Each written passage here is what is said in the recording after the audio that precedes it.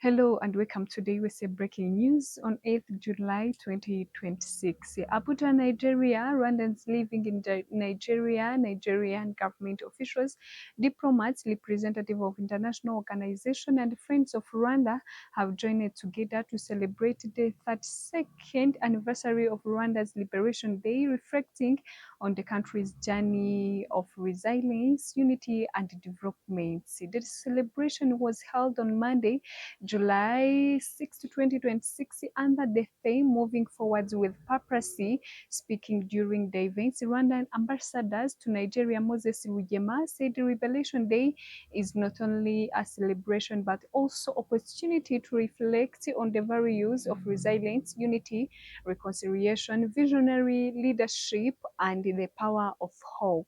The meaning of liberation is much broader. It means restoring the dignity of nations. It means that hope defeated fear. It also represents the determination of Rwanda who refused to be defined by the tragic history of the genocide against the Tutsi. Ambassador Rugema said he explained that Rwanda's liberation laid to the foundation for national building journey based on unity and reconciliation, patriotism, accountability, and self-reliance. Ambassador Rugema highlighted Rwanda's achievement over the past 32 years, pointing to progress made in education, healthcare, infrastructure, technology, environmental production, and innovation as the key drivers of the country's transformation. He also emphasized the important role played by women and young people in Rwanda's development, noting that they are increasingly represented in a leadership position and business sectors. Security, peace, and a good governance are the foundation of the development and the survival of every nation. Rwanda's security and safety of its people are essential and cannot be compromised, although some groups in the region continue to promote genocide ideology. Genocide will never happen again, he added. In his closing remarks, Ambassador Rugema said Rwanda's history demonstrates that transformation is possible when people choose hope, unity, and determination. He encouraged Africans to recognize their people as the continent's greatest assets beyond its natural resources. Representing the Nigerian government, Ambassador Babagana Wakili praised Rwanda's achievement over the past 3 decades, describing Liberation Day as a victory that ended the genocide against the Tutsi and marked the beginning of new Rwanda built on peace, healing, and reconstruction. Nigeria recognizes and admires the resilience of the Rwandan people. The dark history they went through has been transformed into a journey of recovery and hope, truth, good governance, and the determination of citizen, Ambassador Wakili said. He noted that Rwanda's progress has been witnessed globally, highlighting economic growth, national security, effective governance, urban development, especially in Kigali, and the strong participation of women in leadership, particularly in parliaments. Ambassador Wakili further praised the strong bilateral relation between Nigeria and Rwanda, saying the partnership is based on mutual respect, cooperation, and Africa's development agenda. The two countries continue to collaborate in areas including trade, investment, education, healthcare, and agriculture. The 32nd Revelation Day celebration served as a reminder of Rwanda's journey from painful past towards a peace, unity, resilience, and sustainable developments.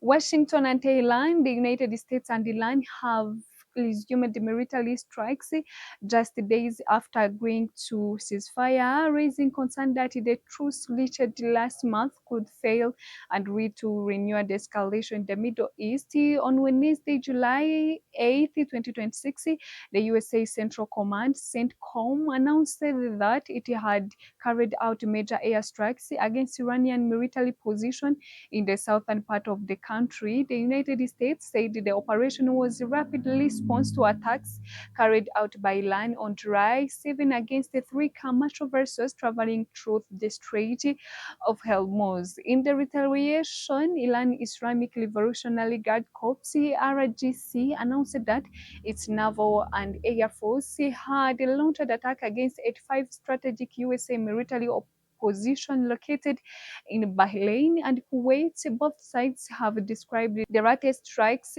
as act of retaliation stemming from dispute over the control and management of maritime routes in the Persian Gulf. The tension intensified after Oman International Maritime Organization (IMO) announced on June 24 that a temporary maritime corridor near Oman's coast, protected by USA forces, would be used to assist vessels that had been stranded in the areas.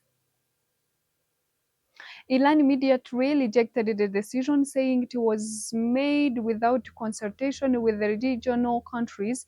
Tehran warned ship operators that they could only use their routes with Iranian authorization.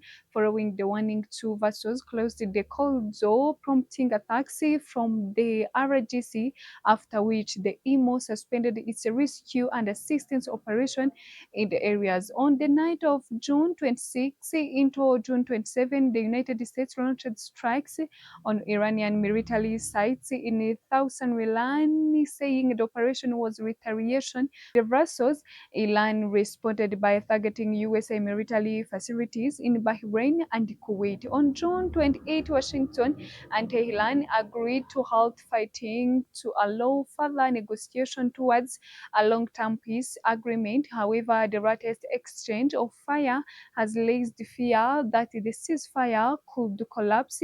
CENTCOM said its latest strikes were powerful and intended to make Iran pay significant price for attacking the vessel carrying what it described as innocent civilian sailors in international waters. The USA military accused Iran of engaging in aggressive action that threatened the ceasefire agreement and undermined efforts to reach a permanent peace deal. The RGC said it attacks on USA bases while retaliation against Washington, accusing the United States of violating the ceasefire and preliminary agreement that were reportedly facilitated with the involvement of Pakistan. Iran also claimed that the USA strikes come as the country was preparing a funeral ceremony for its former supreme leader Ayatollah Khamenei, accusing Washington of attempting to disrupt the events. Iran maintains that the initial agreement reached with the United States last month gave Thailand special authority and responsibility to manage and protect vessels passing the Strait of Hormuz. Washington, however, argues that the agreement requires Iran to allow all ships to pass freely through the strategic waterway without restriction, charges, or security threats.